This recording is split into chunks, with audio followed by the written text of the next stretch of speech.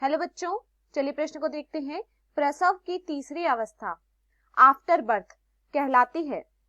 इस अवस्था में विकल्प ए अत्यधिक रक्तस्राव होता है, विकल्प बी फीटस जन्म लेता है और सर्विक्स तथा वेजाइना के संकुचन सामान्य स्थिति में आ जाते हैं, विकल्प सी फीटस जन्म लेता है और यूटेराइन भित्ति का संकुचन अधिक रक्त स्राव को रोकता है, विकल्प डी प्लेजेंटा बाहर निकाल दिया जाता है। प्रश्न की मुख्य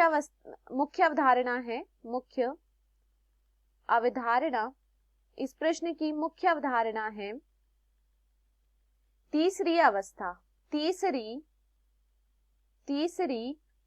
देखिए, अगर हम बात करें तीसरी अवस्था के विषय में कि तीसरी अवस्था क्या होती है, तो देखिए तीसरी अवस्था क्या है।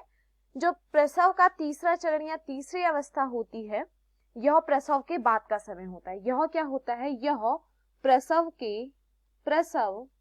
के बाद का समय है। यह क्या है? प्रसव के बाद का समय है। अब देखिए, अगर हम बात करें यहाँ पर क्या होता है, तो जब तक क्या होता है, प्लेजेंटा या फिर हम कहें जन्म के बाद जो शक्तिशाली गर्भाशय होता है, उसको संकुचन द्वारा क्या किया जाता है, यहाँ पर निष्कासित नहीं किया जाता है।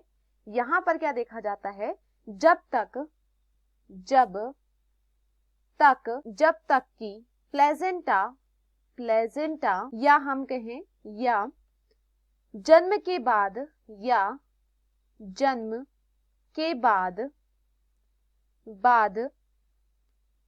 शक्तिशाली गर्भाशय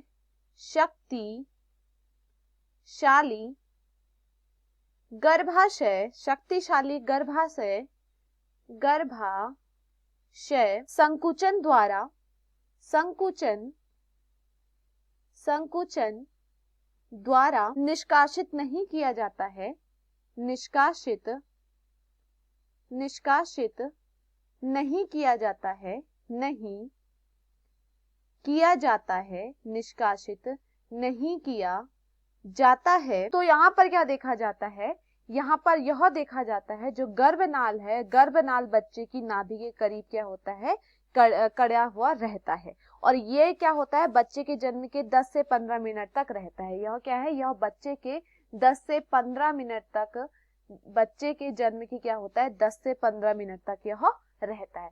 तो यहाँ पर क्या देखा जाता है कि तीसरी अवस्था में क्या होता है, यहाँ पर प्लेजेंटा को क्या किया जाता है, इसका निष्कासन होता है, या फिर हम कहें यहाँ पर क्या किया जाता है, तीसरी अवस्था में प्लेजेंटा को बाहर निकाल दिया जाता है।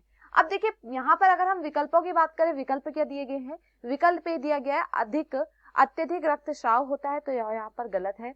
विकल्प बी दिया गया है फीटस जन्म लेता है और सर्विक्स तथा वेजाइना संकुचन सामान्य स्थिति में आ जाते हैं, तो यह भी यहाँ पर गलत है।